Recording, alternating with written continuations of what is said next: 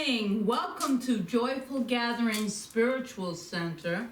This is our evening of an inspirational talk and affirmative prayer. And we are so absolutely thrilled to come to you through Facebook Live and through YouTube. Will be wonderful when we can get back together again in person very soon. Very soon. So, Joyful Gathering Spiritual Center is located in Collingswood, New Jersey, and our website is joyfulgathering.org. And so we come together this evening for this inspirational talk, and during the week we have a Wednesday night healing service, 7 o'clock, joyfulgathering.org. Check it out for the link, the Zoom link, where we do a meditation and affirmative prayer, and then we have a little community chat. We have classes that are going on, all on Zoom for now. So this evening, right here, right now, we're going to join together, and we're going to start the way I like to start these talks, by taking a really nice deep breath. Oh yes, and exhale. We need it. Let's breathe in peace. And exhale peace. Let's breathe in divine guidance. And exhale that divine guidance. So now we set ourselves to go forward this evening. The title of the talk is Answering Life's Call. And we're continuing a theme, What Shall This Year Bring, for the whole month of January. The question this evening really is, are you answering life's call? Will 2021 be the year that you do answer that call? And what is that call, you might ask? Well, last week, we had a very beautiful session where we visioned together and we set intentions and themes for the year. So if you didn't see there, you weren't part of it, just join us on YouTube. You can go under the name Rev. Margaret Palagye, and 11 years worth of talks are up there. Last week's was a good one to begin the year with. So this evening, the overall theme seems to be from just setting our intention, seems to be growth and prosperity in an atmosphere of love and peace.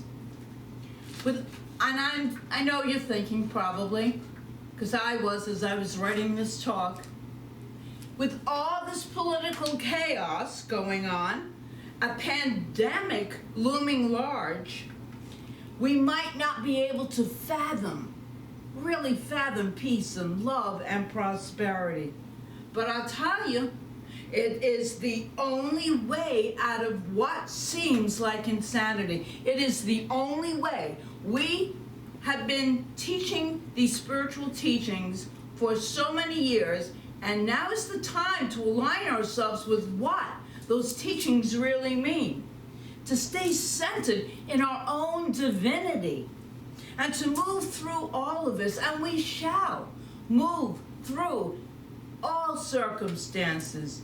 And I tell you this, your faith will be stronger because of it. So God, life, has called you, is calling you right now. And will you pick up the phone for that call?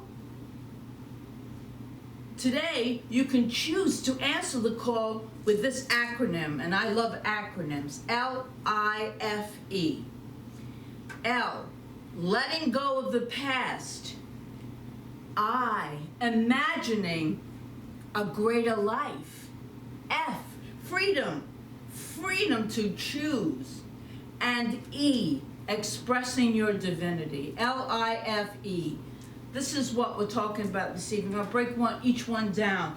First one is L, letting go of the past. Yes.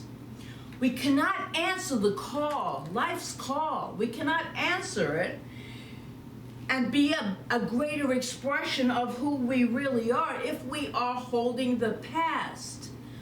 You can't climb to the next rung of a ladder if you're still holding on to the bottom rung. We must let go of the old before we can call forth the new. Hanging on to the old only tarnishes the new and keeps it from developing in our lives. Ernest Holmes, in his book, Science of Mind, wrote this: "Nature demands we change in order that we may advance. In order to be the true person we were intended to be, it is necessary for us to let go of the old patterns, the old ideas, and the old paradigms, which we can see are not working any longer. They don't work anymore. So it's time for us to step in the true divinity of who we are and really practice what we preach." And that's what we're going to talk about this evening. As we let go of what we were, only then can we move into the place of becoming more than we could ever imagine.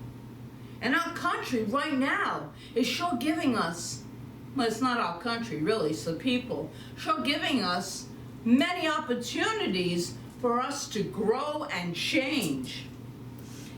And still at the same time, I want us to hold on to our vision. Whatever the circumstances going on, we still have a vision for our lives. And if we don't, it serves us to have one. So in Luke chapter 9, verse 59 to 62, Jesus said to another man, "Follow me." But the man replied, "Lord, first let me go and bury my father." Jesus said to him, "Let the dead bury their own dead, but you go and proclaim the kingdom of God."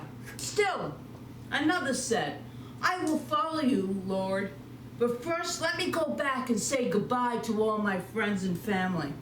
And Jesus replied, "No one who puts his hand to the plow and looks back is fit for the service in the kingdom of God." And what does all of that really mean? It's very simple.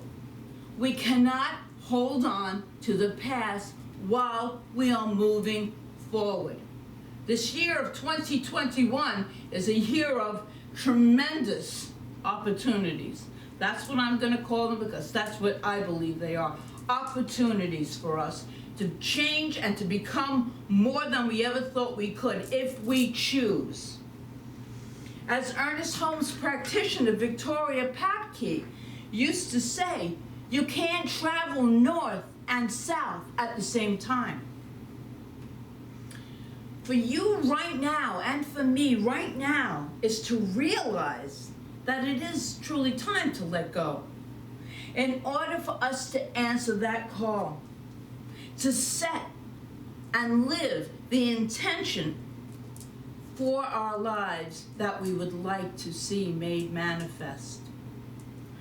And I know that, my gosh, the last 6 months at Joyful Gathering Spiritual Center, we have reopened our center in outdoor services in August. So this is 6 months, right? And then we took a big leap and we decided to move into a larger and beautiful space. We took that leap. Then we got unexpected income. This is great. And we graduated 10 ministers. We graduated 4 practitioners. We did this all at our Sunday services in the new space, which is absolutely gloriously beautiful.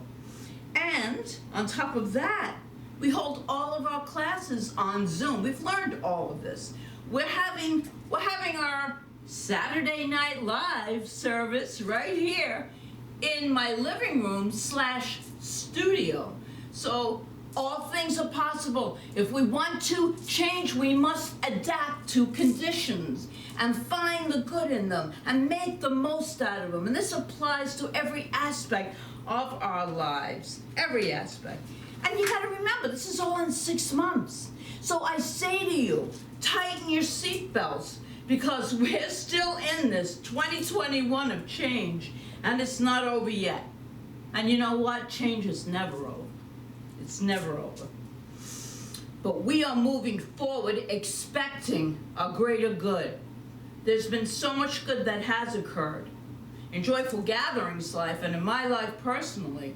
And I hope for you in your lives, even with, as I said before, the insanity of conditions, go within, align with that divine truth, because it never, ever fails. Never fails. So we're going to take the next letter of that acronym, imagining a greater life. One day, a little old lady was walking down the street carrying a small box with holes punched in the top. "What's in that box?" her neighbor asked. "A cat," the little woman replied. "What for?" "I've been dreaming about mice at night, and I'm scared of mice. So I got a cat to catch them." But the mice in your dream are imaginary," the neighbor said.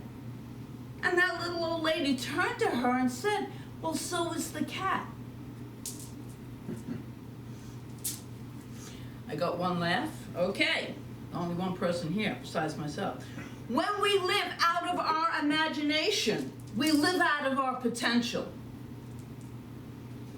Are you willing this year to open yourself to new ideas, to dreams, to greater possibilities? Are you ready to answer life's call by allowing your imagination to bring forth the newness? Ernest Holmes again writes, "The latent divinity within us stirs our imagination, and because of its insistent demand, impels and compels our growth. It is back of every invention. It proclaims itself through every created endeavor.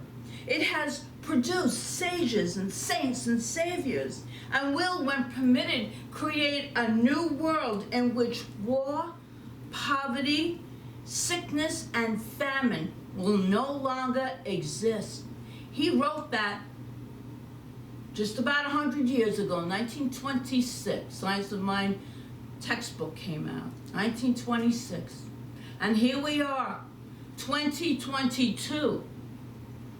And I still hold hope, as did Ernest Holmes, that this can be done. And it all takes place. The work is done within us.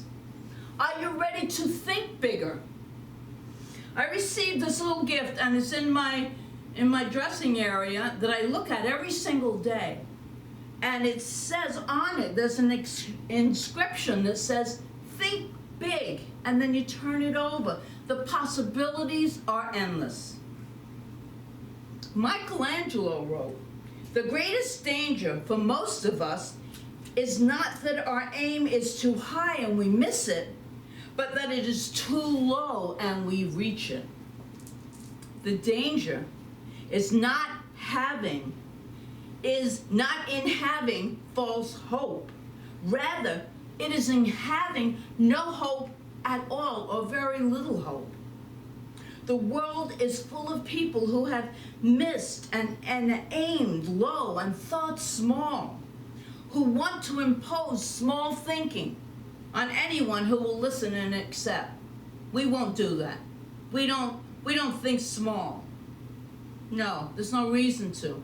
The real challenge is not giving up on setting standards of smallness for ourselves and those low expectations. The challenge is not giving up. That's the big challenge.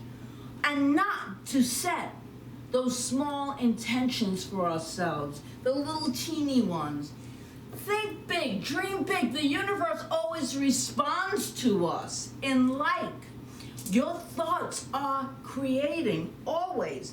In the new year, we have the opportunity, as we do every new day, to aim high, dream larger, attain the impossible. which we don't believe in, impossible, and realize we are the vehicle through which the divine expresses itself. That's what we are when we start to really shift our thinking and know that we are vehicles through which the divine intelligence and infinite potential exists and expresses itself through each and every one of us. That's starting to think big. Don't be afraid to think big. Remember, a dream, by definition, is an idea that transcends present circumstances and known limitation. That is a dictionary definition. What big dream is contained in your intention and theme for 2021? And are you ready to imagine it and to live it? Which brings us into the F of life. Freedom to choose. Someone once said, destiny is not a matter of chance, it is a matter of choice. Ernest Holmes wrote, the power of choice with which man has been endowed is either his greatest blessing or his greatest curse. Properly understood, it can lift him to the heights. Misunderstood, it can drag him to the depths. He is free to choose anything which he wishes, but he must accept the responsibility for his choices, because the immutable law will create his experiences according to his thoughts. Our thoughts create. Thoughts are things. They always create. In Job chapter 2, verse 28, it's written, you will decide upon a matter, and it will be established for you. Saying just about the same thing. We don't get to control the consequences of our choices, but we do get to choose our choices. Choices and consequences come in together. We have to first have the cause. The cause is the choice. Consequences then are the effects, the conditions that follow the choice. So important to grasp that. So to answer life's call, we must, 1, let go of the past. I, imagine a greater experience. F, free yourself to choose. And E, this is a very important one, express your divinity. It's important to remember, not to forget who you are in the process of living life. Don't let go of who you really are. Remember who you really are. You are a divine expression of the one mind, of the infinite source of limitless good. I tell you, this is true. Live your life with this kind of thinking, and you will prove it. You will demonstrate it to yourself. This is empowering teachings. Science of Mind is empowering teachings. So the last and really most important idea for answering life's call is to remember to express your divinity. You have been created out of the divine spirit. You have been created out of God's stuff. Doesn't get any better than that. God's stuff. All the qualities and attributes of the divine are the truth of your eternal true self. We must remember who we really are. We're not just these bodies. So important to know that.